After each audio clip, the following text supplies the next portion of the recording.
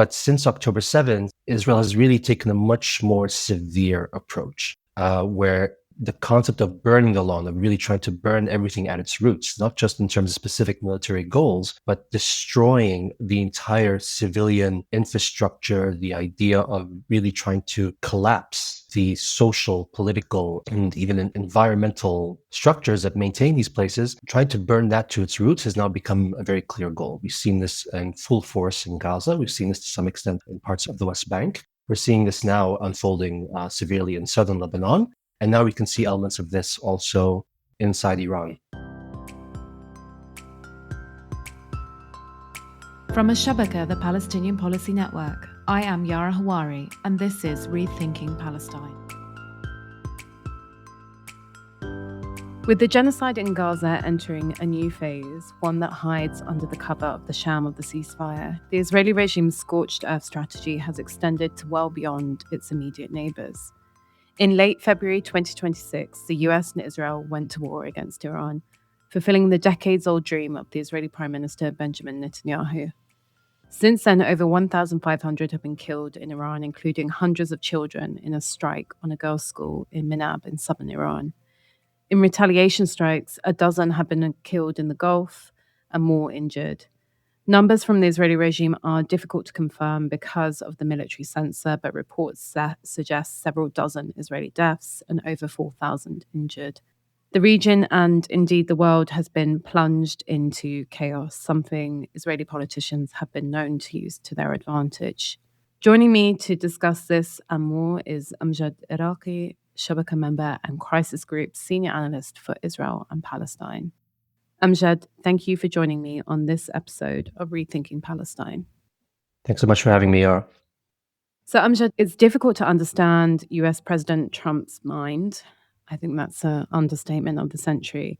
He says one thing one day and another thing the next day. And some analysts argue that this is a deliberate tactic of diplomatic confusion. But it does increasingly appear that he wants an off-ramp from this war. He went into it with no clear goals, as is evident from his administration's flip-flopping publicly on what those goals are. One day it's regime change, the next day it's to prevent Iran from nuclear weapons, which apparently already was achieved last year. But I think what's been lost in all of this, or at least not paid enough attention to, is what does the Israeli regime want from this war? That's a really important question, precisely because so much of the coverage has tended to focus on what Trump will and won't do, what he does and does not want. I mean, on the one hand, we should take into account that there are naturally U.S. interests and agendas at play, independent of Israel. We've seen this through many American wars, where there are always neocons and warhawks who have grand global designs in which Iran does play a critical role. So these interests are at play, even if they are not necessarily clear, and they kind of operate on their own track, even as they obviously are in constant dialogue with Israeli interests and agendas. And with that said, I agree. The question of what Israel wants, there are two ways to kind of potentially approach it. I think from the get-go, both in the rhetoric and in the way that Israel launched its operation on the 28th of February, it was very clear that they were looking for regime collapse. People started debating, what is regime change, regime destabilization, but, and one can debate these degrees, but the idea of collapsing the Islamic Republic as much as possible to dissolve or disintegrate its institutions and its mechanisms of leadership was very clearly a key goal. And we've seen this also in other places where Israel has done this, like in Lebanon, certainly in Gaza, and so on. With that said, there are also other sort of degrees which Israel is also trying to pursue things. So, I mean, tactically, they're talking about, there's a common phrase of military degradation. So naturally striking Iran's military capacities, its ballistic missiles, which was one of the kind of key issues on the Israeli agenda. But even now, the goals are slightly shifting. The fact that now the Israeli government is saying that they want to reopen the Straits of Hormuz, which the Iranians have been tightening since the start of the war, which wouldn't have happened if the Israelis and Americans did not launch the assault. But that itself is showing there's a certain fluidity. But regardless of this, these kind of different specific military objectives, there is a more underlying kind of doctrinal agenda at play. And many Palestinians and analysts have been describing this, that there's a very clear massive shift from what Israel used to describe as mowing the grass or mowing the lawn, and to what is now increasingly becoming this kind of scorching the lawn or burning the lawn. Now, the metaphor is quite powerful in capturing the idea around what this military method is supposed to achieve. That it's the idea that you are surrounded by these constant threats and this regrowing grass that you just have to keep cutting down every now and then. And Palestinians are very familiar with this in Gaza and in the West Bank, and especially against like non-state armed groups. But since October 7th, Israel has been, as we've witnessed in Gaza, has really taken a much more severe approach, where the concept of burning the lawn, of really trying to burn everything at its roots, not just in terms of specific military goals, but destroying the entire civilian infrastructure, the idea of really trying to collapse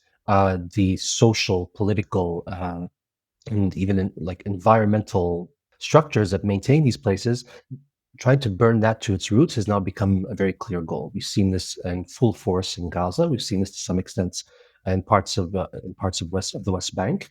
We're seeing this now unfolding severely in southern Lebanon, and now we can see elements of this also inside Iran. And so this doctrine, this idea that, if you want to, not to overstretch the metaphor, now that Israel wants to have this clear line of vision stretching from the Gaza coast all the way to the Iranian border, that itself is kind of underlying all this. Now, whether or not they can succeed in this is up for debate and dispute, and just because they set the agenda does not mean they're necessarily achieving it, and there's much to say on this. But I think that that drive and the um, impunity with which they've been able to pursue that strategy is, I think, what we're really seeing unfolding here. But of course, Iran isn't Gaza and it's not Lebanon. I think in all of this, Iran has been seriously underestimated. It's managed to sustain a response with a relatively small amount of cheap missiles and drones, which are very costly to intercept. And by some reports, it would seem that Iran is holding back on some of its more powerful weaponry, which indicates that it's prepared for a longer war. Do you think the Israeli regime is capable of maintaining a longer war, and does it want to?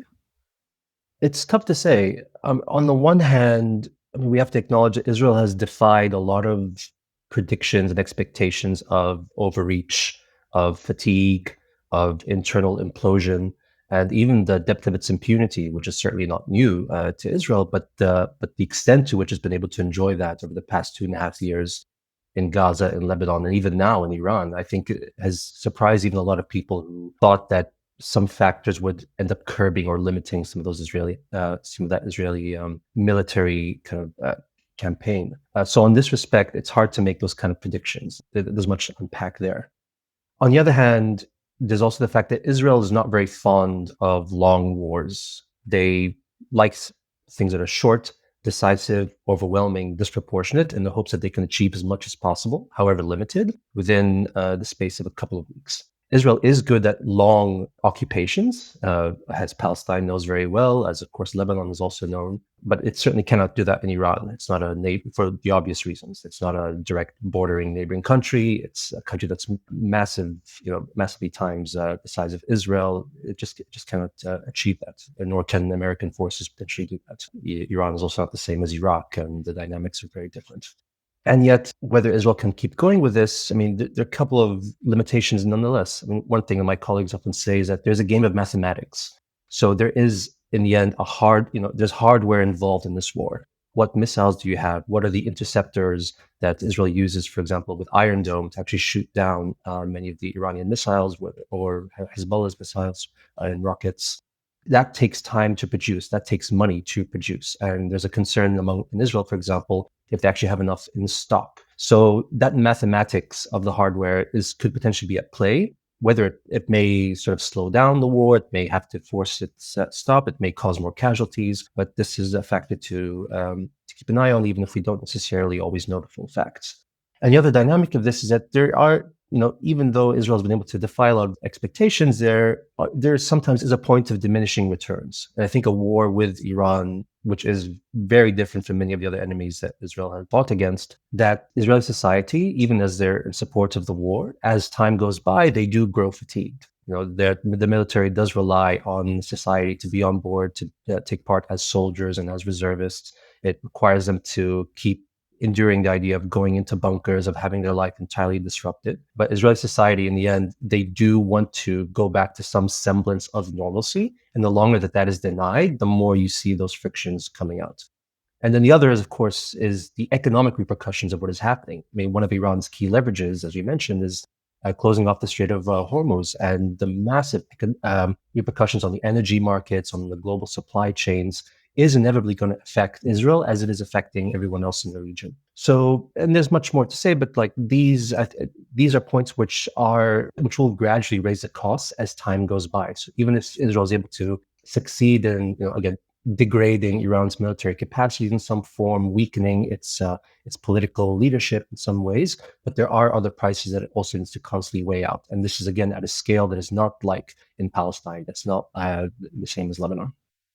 Yeah, and I think, whatever the outcome of this war, it's going to have serious and long-lasting consequences regionally, but also beyond. Iran is forcing Gulf states to think about the cost-benefit calculation for hosting US military bases on their territories. It's also smashed the UAE's image of this safe haven in an otherwise volatile region. You mentioned just now the consequences on supply chains and the Hormuz Strait being closed off. What are some of the other longer term consequences that you've been thinking about in all of this? The Gulf aspect is a very crucial one. So for years, we've seen several Gulf countries, which it's hard to describe them as in one block all the time, but among the collective interests that they share, that they have tried to set themselves as this different kind of model for geopolitics, for diplomacy, and for trying to engage with multiple actors. We talk a lot about the Saudi-Iran détente that existed before this current war, for example, and trying to position themselves between both alliances with the United States and also the push towards normalization with Israel, with also trying to create some kind of different sort of terms with the Islamic Republic and and China and Russia, and so on and so forth. This war has really changed that quite significantly. I mean, since the Gaza war itself, Gulf states, if Iran used to be their primary concern in the region, we've seen over the past 2.5 years that they now see both Israel and Iran almost equally as severe threats. They do not trust Israel to actually maintain the kind of stability that they had promised or that they sort of espoused during the main drives and pushes for normalization. And even though today the Gulf states have reserved most of their public denunciations against Iran itself, because Iran is actually firing quite constantly to the Gulf states in order to sort of increase this regional price. The irony is that Iran is in many ways responding in kind to Israel of this kind of burning of the law, that if you're going to attack us, then we will burn everything around us. So that there's a specific kind of theory that is there for the Gulf states, but that does not change the fact that they really are questioning, or many of the Gulf states are questioning more and more how they see Israel in the region. One of the kind of outliers on this is the United Arab Emirates, which is much more open about its very close alliance with Israel and with the United States. And countries like Saudi Arabia and Qatar, they have vested interests with the US, but they have a different way of trying to position themselves. So I think how the Gulf has to rethink their theories of how do they ensure their security and their stability, that they cannot really put their trust in neither in the Iranians nor in the Israelis nor in the Americans, who are not prioritizing Gulf Arab states as they are with Israel. So where that will lead, I think it's unclear, and I think there are many colleagues and experts, even in Al-Shabaka, who could be much more attuned on this than I am. But I do think that will play such a critical role in how the Middle East shapes up in the coming years. As much as many power dynamics have not shifted, a lot of different calculations and threat perceptions certainly have. And time will only tell, as depending on how this war unfolds, and not just vis-a-vis Iran, but we're seeing these different battles also in Syria, certainly in Iran, and of course the constant concern about Gaza and the quote unquote ceasefire and how that ends up developing.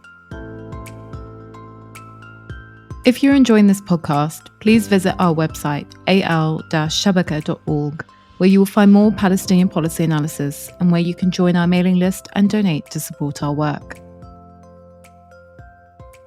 So, Amjad, you recently wrote that within the Israeli regime, there are deep, unresolved political, economic, and social tensions that have been bubbling away. What are some of these tensions, and do you think it will reach a boiling point?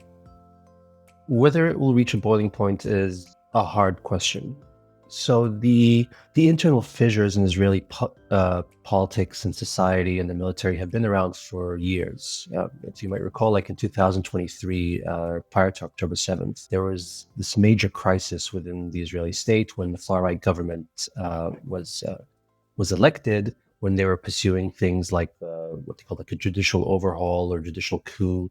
You had these months where there were reservists who were refusing to show up for service. You had this massive increase in settler violence that was raising concerns even among the Israeli public for very different reasons, and not in terms of the interests or the rights or the security of Palestinians. But you were starting to see this coalescing of a battle between sort of national religious vision of Israel with what Israelis would define as a kind of more secular liberal, but that is very much in the kind of Jewish Israeli bubble where naturally Zionism and Jewish Israeli dominance and supremacy were still the norm. But this was nonetheless a serious battle happening within the Israeli system. With October 7th and the Gaza war, a lot of this was sort of pushed to the side. There became this massive unification towards what was essentially a very vengeful war, what was a pursuit of the annihilation of Gaza, as much as they could, a complete indifference to Palestinians and their humanity, wanting to see them either killed or expelled and so on. And again, and the extension of this to places like Lebanon and other places. Now, but what those fissures look like, within the political spectrum, even though Israeli political parties are very much into this kind of right-wing spectrum, that they actually share a lot of ideas and policies. And even whether it was the Gaza war, even with this current Iran war, or even the current the invasion and the occupation of Lebanon, you're seeing this massive synchronization among the Israeli spectrum behind a very militaristic approach. And yet, Prime Minister Netanyahu is very much at the center of this. So the battles that are happening between the politicians, for example, is less so about what the actual policies are being pursued by the government, but the fact that they are trying to claim themselves as the more trustworthy leader to guide these policies. So this is why you sometimes have this dissonance even with the Israeli public, whereby 93% of Jewish Israelis, according to polls, fully endorse the Iran war, but has not actually made a huge shift in terms of Netanyahu's support numbers. So the policies have quite the consensus, even if the particular individuals don't. And Netanyahu, just having been prime minister for so long, it still remains very much at the center of this. That's similar to how the response was to the genocide in Gaza. Overwhelmingly, the Israeli public was supportive of the genocide, but it was more about how the genocide was being carried out rather than the genocide itself. Exactly. And to what degree of cost is it coming to us as Israelis, whether they're reservists or for day-to-day life inside Israel? It is that you can inflict that violence outside if you want, but we don't want to feel it. We don't want to sense it. We don't want to have our soldiers coming back with, what they would see as PTSD, that we don't want to have to deal with these repercussions. So that's where those fissures are. Now, relatedly as well, that fissure is also regarding the question about the conscription of ultra-Orthodox Jews into the military, which again is a decades-long question mark, but that has increased, including during this war, whereby a lot of Israelis are feeling like we have taken on the burden of all these multiple military campaigns. We are growing tired. We want the ultra-Orthodox to kind of pay their dues and to no longer buck that trend. And this is an interesting fissure even within some of the settler or national religious community who are not necessarily like Haredim or ultra-Orthodox, but they are saying that, we are pioneering the expansion of Greater Israel. You now need to do your part. And we're seeing this in the Knesset, we're seeing this in public, and that itself is a friction that is it has not yet been resolved, and Netanyahu has been constantly kicking down the road because he relies on ultra-Orthodox parties in his current coalition, even though they pulled out of the coalition, but they're still tacitly supporting it. It's a bit of like kind of in-house politics, but that is a delicate balance that they're having to navigate.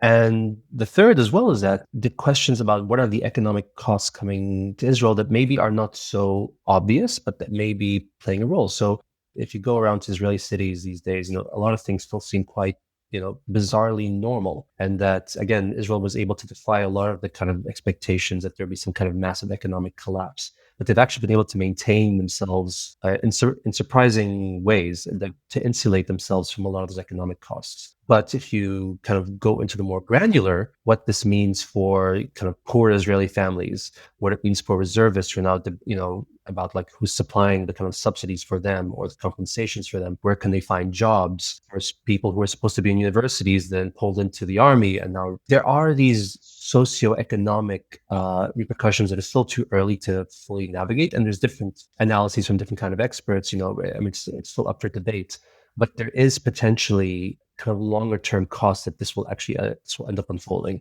We haven't seen a massive change insofar as polling is concerned ahead of the Israeli elections, which are currently scheduled for October. Like the core camps have not significantly changed. You have different figures like Naftali Bennett, who is not in government at the moment, but is expected to be returning, is expected to be a lead contender behind the Netanyahu and the Likud party. But in terms of the orientations of where the Israeli political spectrum is at, they have not really shifted, as most pollsters will tell you. Now, again, this could still change, and Israeli politics is extremely volatile, and the kind of the coalition dynamics there are always a bit of a question mark. But even if we're not seeing it right now, there may be something long term, but that it's still yet to be seen. But that war making and military violence helps to sometimes pause that somewhat, but the repercussions do not go away so quickly. And this leads me on to my next question, Amjad. As you noted, the polls do show overwhelming support for the war in Iran amongst Israelis. And you described it as this unity in inflicting violence upon others. But at the same time, there is that increasing fatigue. Schools have been closed, people are not going to work, they're having to go to shelters several times throughout the night. Iran, with its low-cost missiles and drones, has successfully caused disruption to Israeli life. And as you noted, this is an election year for Netanyahu, and inevitably that's playing into his calculations for this war. So I know it's a bit difficult to make predictions, but what do you sort of see playing out at the elections? I remember when we had our podcast a few years ago in one of the Israeli elections as well, where making predictions back then was just as hard as it is today, and the volatility has not changed. Here it's, and in a way, the answer I'm going to float now is different from what I might have said even a couple of months ago. So even though you generally have a kind of baseline consensus among Israelis when it comes to Gaza or in the West Bank, the Iran and Lebanon factors may be a bit more of a question mark. So as we've been saying, I mean, the level of disruption that the Iranians are inflicting on Israelis is quite unprecedented even for a lot of Israelis. I mean, there's a lot of aspects of normal life that are able to continue, and Israelis have this astonishing capacity to normalize the abnormal, things like missiles and the sounds of missiles and sirens. But again, how long they can sustain that for a long stretch is a question mark. And even now, I think even though Israelis believe that they are right to launch this war to try to hit the Islamic Republic, there may be new questions percolating again of, how long can we sustain this? Can we trust Netanyahu to still guide this?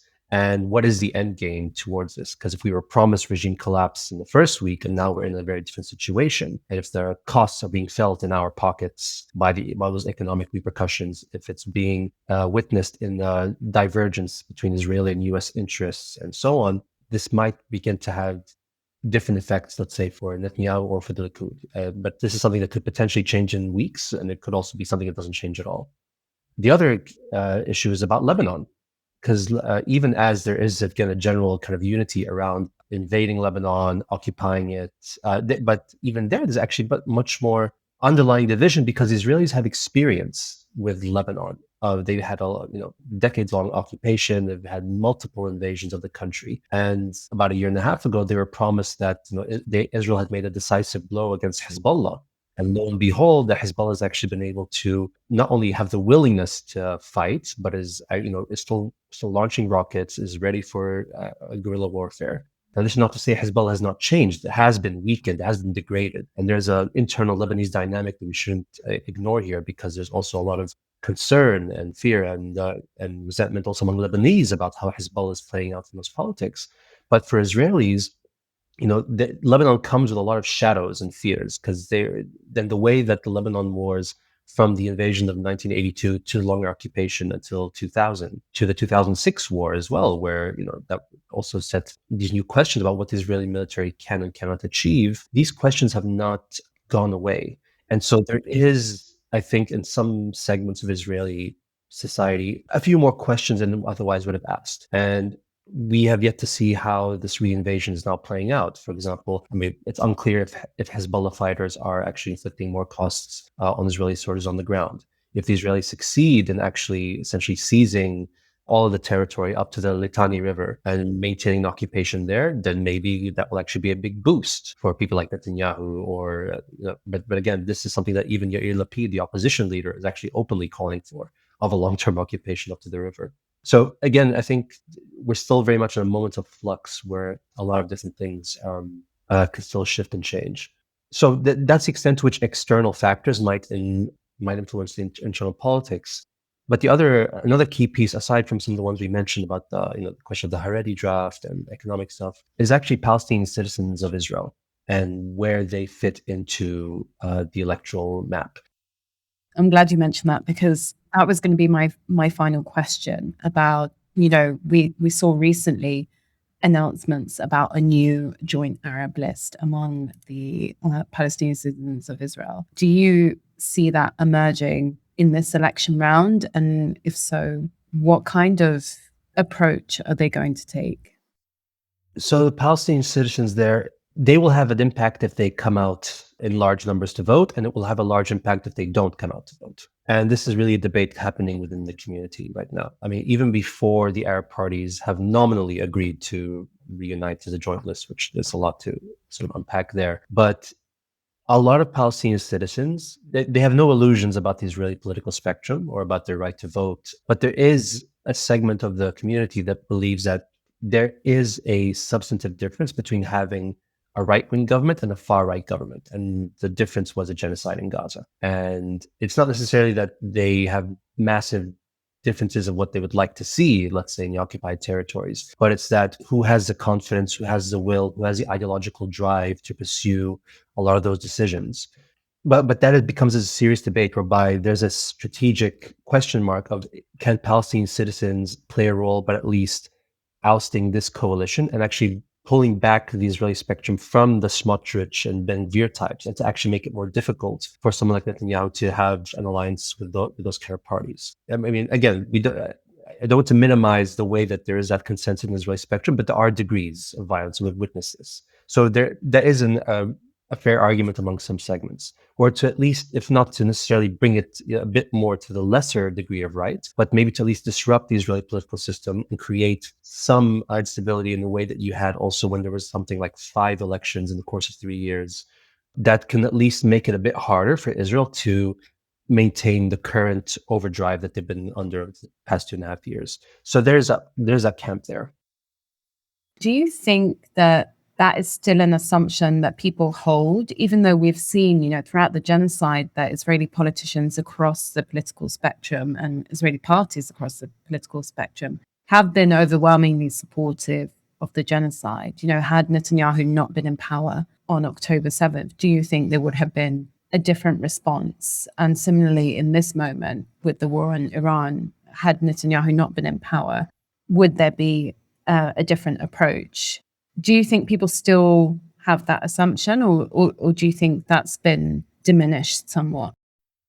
I mean, it's hard to always debate the kind of factuals, but I mean, for those who would make the argument, they would say there's a difference. There's a difference between having Netanyahu as prime minister versus even, let's say, Bennett. So Netanyahu has experience and the confidence to launch a lot of the operations that they've done, whether it was in Gaza or in Iran. And he usually manages to rally the political and military echelons around him. But there are very few politicians who have that kind of gutsiness to take it. And Netanyahu has had this skill, and it's one of his big legacies, on every front, with its domestic legislation, to military operations. So now with Bennett, now he might launch wars. We saw it, I think during his government, he had like at least several military operations in the West Bank, certainly in Gaza. But there are different calculations even in Bennett's head compared to Netanyahu, and there's different limits to the confidence that someone like Bennett would have, or Lapid, or Gantz compared to Bibi. I mean, this is one potential argument. So even if Netanyahu is able to kind of shirk off a lot of certain pressures, there may be other politicians who won't.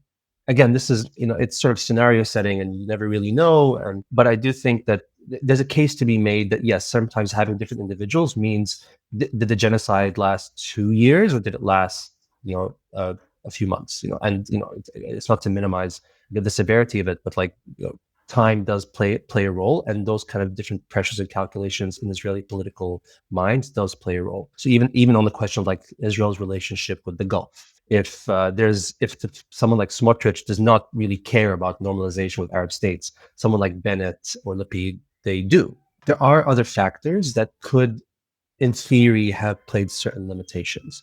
And there are many other realms to think about this, but I think that this is one of the cases that is being made again, without reducing again the fact that Israel's state and society will continue a lot of these policies, but the degrees do matter, and they matter in Palestinian lives. They matter in the territory that Israel's able to take. It matters in the kind of limits and pressures you could apply onto it. But of course, the counter argument could also just as easily be made. As we see, if Israeli society is so overwhelmingly in support of this, would they have done something different? It's unclear, or maybe even unlikely. If there is a coalition that takes over this current Netanyahu one or the far right one, will they reverse a lot of the policies? Probably not. We saw this also in the Bennett-Lapid government, where they actually sustained and even stretched the limits of some of those policies. So that opposing argument can certainly be made. And this is where Palestinian citizens really play in. Things like if they do come out in big numbers, the numbers game that exists in the Israeli political spectrum, because it's proportional representation, means that they potentially have a jamming role, because also the anti-Netanyahu opposition, the Zionist parties there, most of them, almost if not all, do not want to join with Arab parties. And even someone like Bennett has said this very explicitly, which is quite different from his position when he invited Ra'am, the Islamist party, to come in. This has changed significantly. On the other hand, if Palestinian citizens are very disillusioned, if they don't believe they have any impact, if they don't believe they will make a difference, and their numbers drop, because of the proportional representation, that means that the other Jewish Israeli parties will actually get stronger numbers. So that includes the more far right, that includes the Haredi parties. That actually the danger becomes that if the Palestinians do withdraw, that actually you would make it easier for some of these parties to form coalitions. This is where the numbers game, it does make a difference. And this is the difference between, can someone like Bibi get 61 seats or 70 seats? Is it down to 55 seats? So it's another game of mathematics.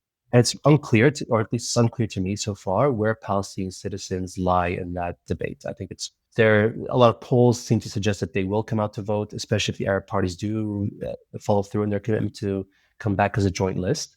But they need to make the case to Palestinian citizens who, even as they're observing all this around them, and they are concerned about Palestinians, and they are concerned about the region, but actually for most Palestinian citizens, when you ask them what is their primary concern, and this is veering to another subject, but it is about actually what's happening in Arab towns and villages inside Israel, which is the question of organized crime and gun violence and the depths to which that has dominated Palestinian life. So this is a far subject from the Iran question, but this is where something that seems so small in a community as small as Palestinian citizens could have maybe not a decisive factor, but certainly a significant factor, or a significant role to play in how a constellation may occur that determines the fate of this Israeli election, that determines the fate of how the Israeli state proceeds in the coming years, and it determines the fate of Israeli and Palestinian relations with the wider region at a time of such massive seismic shifts.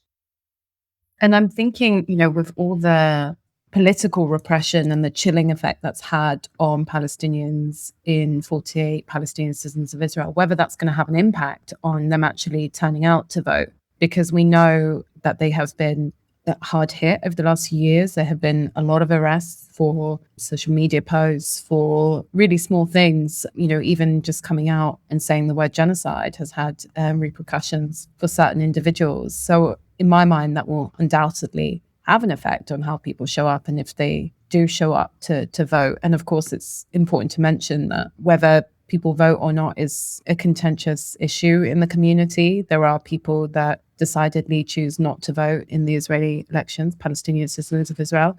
So I'm just wondering if you think actually that might have an effect on the numbers.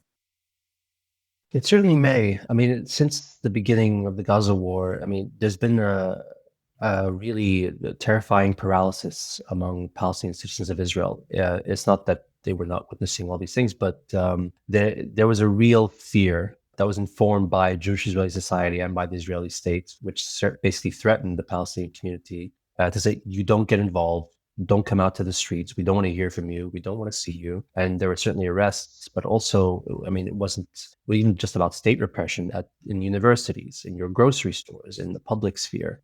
Everything, like there was almost this, called almost like a totalitarian pact on the part of Jewish Israeli society that became enlisted in the war effort in the civilian sphere. For Palestinian citizens, if in past wars they used to come out to the streets and try to stir some good trouble, as it were, inside the country, the fear is very, very real. Like they can see Jewish Israeli society at its full capacity and being able to witness what they're able to do, and the feeling that Palestinian citizens of Israel are next. And the far right is very explicit that the mixed cities and the Arab towns are a target, that they want to see those also come cleansed, that they want to get rid of the weeds and almost burn the lawn in some respects, even inside the state.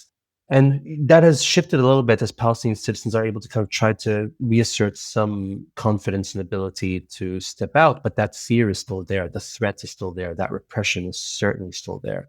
And even now in the context of the Iran war, people are also running to their basements or running to bomb shelters or have no bomb shelters to run to. And so that's another kind of level of paralysis that is also occurring. So how this affects the polls is a big question mark. And coming back again to this kind of micro issue whereby even the war has not necessarily stopped the issues of gun violence in Arab towns or the activities of organized crime families or crime organizations. And so there's a sense that nothing has really shifted and there's no clear way out, that not even the Arab political parties in Israel, they haven't really been able to set a different kind of agenda or make a clear, different theory of change. And I'm sad to say also, this isn't just among Palestinian citizens of Israel, but among the Palestinian national movement writ large, whether it's the Fatah-led Palestinian Authority or Hamas, that have not really been able to put forward something different and to recognize that whatever symbolic victories have been achieved over the past 2.5 years, it has come at a very catastrophic cost, and at the cost of material power, material ground that Palestinians hold, and a sense that we have not really been able to kind of create a different sort of direction or reunification after 2.5 years of genocide, of experiencing one of the worst periods in Palestinian history since the Nakba. But we're still kind of stuck in certain modalities and ways of thinking. And it's not that thinking is not happening at all. There are a lot of circles, Al-Shabaka is one of them, trying to push against this and interrogate these theories. But we are still trapped in a situation whereby the political leadership and much of the public is still under attack, does not have the space to do this. In Gaza, people are thinking about survival, primarily, the basic food and water. And it's not that they're not thinking about their, political ideas or concept of liberation, but, your immediate needs are so essential. And so having to come to terms with these tensions within how Palestinians, whether inside Israel or in Gaza or in the West Bank or elsewhere, we having to come to terms that we need to really get down to the fundamentals, that something has shifted in Israel-Palestine, in the Middle East, and in the wider world order that requires new ways of organizing. It's hard to come up with clear answers, and some of this is beyond us. But I think it's just very reflective at a moment whereby as much seismic change is happening from Israel to Iran, from the US to China, where we fit into this and how we can think about our agency and political power as much as possible. Those are the questions that need to be had forward. Amjad, we'll have to bring you back on the podcast later in the year to talk more about Israeli elections and the consequences of the Israeli regime's scorched earth strategy. Thank you so much for joining us on this episode, and look forward to having you on again soon. Thank you so much. Always pleased to be here. Rethinking Palestine is brought to you by Al-Shabaka, the Palestinian Policy Network. Al-Shabaka is the only global independent Palestinian think tank whose mission is to produce critical policy analysis and collectively imagine a new policy-making paradigm for Palestine and Palestinians worldwide. For more information or to donate to support our work, visit al-shabaka.org. And importantly, don't forget to subscribe to Rethinking Palestine wherever you listen to podcasts.